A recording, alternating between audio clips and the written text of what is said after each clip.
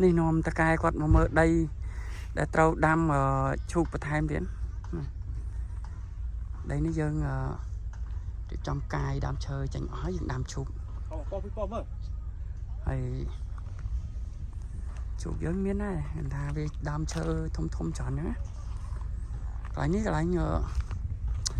មានទូកមានអីកំដរអារម្មណ៍មកអែម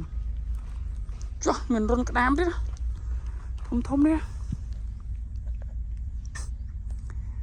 ទេសភាពនេះស្អាតណាស់សត្វព្រៃបបកព្រៃអែមហ្មងមើលស្អាតណាស់ស្អាតបងប្អូនអើយកាប់សេរីហ្មងហើយ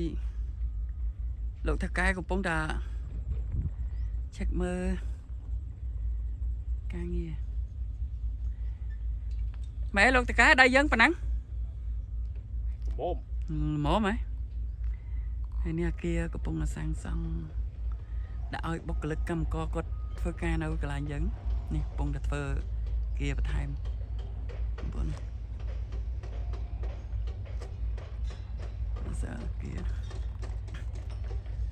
សាកន្លែងយើងនេះកន្លែងវាតំបន់ដែលសម្បូរជីជាតិចឹងណាសូមមកទូចវិញហើយយើងកាយយើងដាំឈូកបន្ថែមហ្នឹងបងប្អូននេះអូមានសត្វព្រៃមានកុកមានអីនោះចាំមើលស៊ូមមើលសេចចម្រោកសត្វដែរគេថាកន្លែងនេះសម្បូរសត្វព្រៃ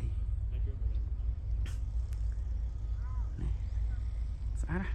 កន្លែងយើងធ្វើហើយអូនេះប៉ះឡើយដែលយើងត្រូវដឹកជញ្ជូនគ្រាប់ឈូករបស់យើងនេះតើមកយើងដឹកទៅកាណាដាបងប្អូន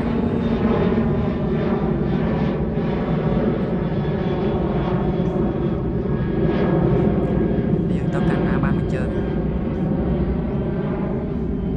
វីដេអូយើងមានតែប៉ុណ្្នឹងផុសបន្ថែមនៅពេលក្រោយទៀត